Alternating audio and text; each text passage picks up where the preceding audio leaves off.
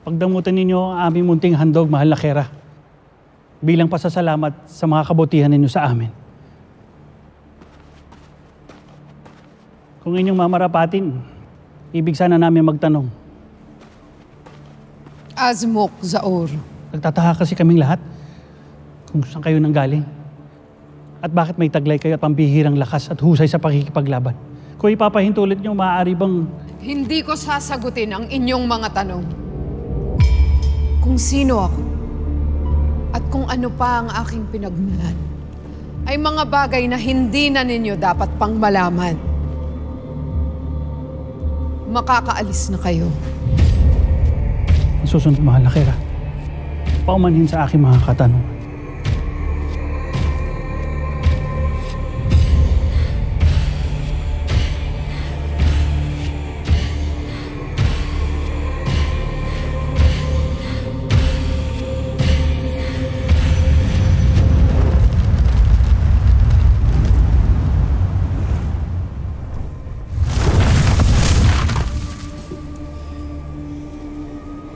Mahal na Reyna.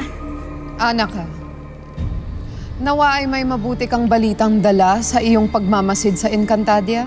Nilisan na ng isa sa mga magkakapatid na diwata, isa sa mga sangre ang Encantadia. Nagtungo ito sa mundo ng mga tao. Tila doon na siya maninirahan na matagal, mahal na Kera. Mabuti. Kung ganon ay mababawasan ang ating makakalaban ng makapangyarihang diwata. Tila umaayon sa akin ang aking tadhana. Mas madali ko nang madadaig ang Encantadia.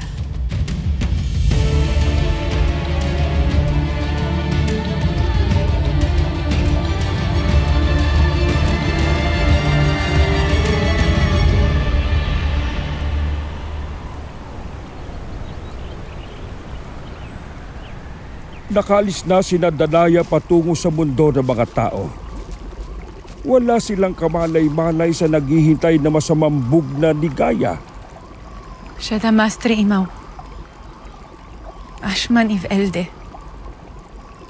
Napakasakit lang isipin na sa sandaling maganap ang masamang bugna ni Gaia, ay tiyak na ikadudurog ito ng puso ni Danaya.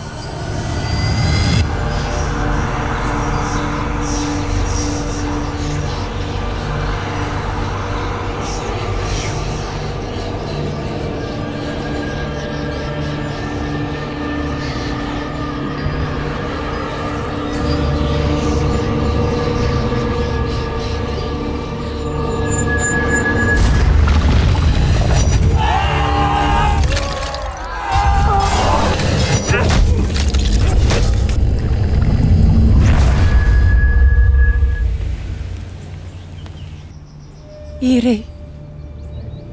Iman se sarong. Bakit, Cassiopeia? May nakikita kang muli sa iyong mga mata.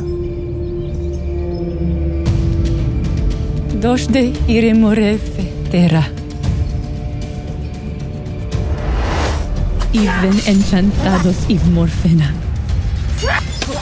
Dos de enmarnaresh na ivi.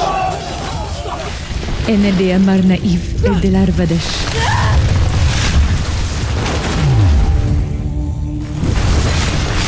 Ngunit isang enkantada na hindi ko kilala ang darating.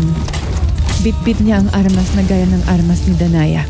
Ang nilalang na ito, ang bagong tagapagtanggol at pag-asa ng Encantadia.